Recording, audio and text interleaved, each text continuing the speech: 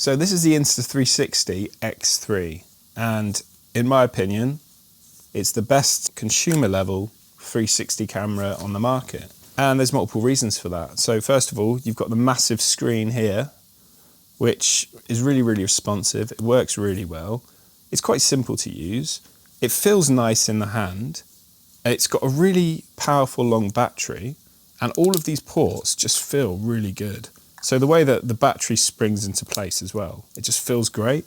And if you look, if I don't push that in all the way, you can see a little bit of orange there, which tells you that it's not pushed in. And then when you push it in all the way, it's locked in. So it's quite a good safety feature. You've got access to your ports here. Having the screw thread at the bottom means you can mount it to lots of different tripods and things. Something to bear in mind, because the lenses protrude, you definitely want to keep those safe and protected. So I like to keep that on there when I'm not using it.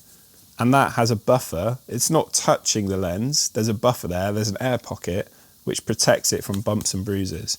So that should keep it safe. So why get a 360 camera? The main reason is that you can reframe it in post.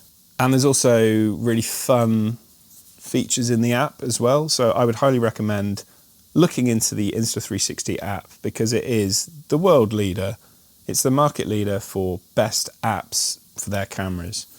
And this is, in my opinion, the best consumer 360 camera on the market right now. So what would I use this for? So I like to use this when I don't know exactly what's going to happen, and I want to be able to pick a certain part of the frame in post-production. So imagine if you had eyes in the back of your head and you could look in all directions. That's what this is doing.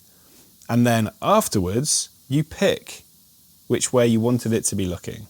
Now you can't do that with the standard camera. So that's why 360 cameras, especially the X3, are definitely worth looking at if you don't already own one. So if you already own, say, something like the X2, I would say that it's worth upgrading for the screen alone. That massive screen here just means you can see exactly what you're doing. It's much easier to operate, and you can see what you're filming.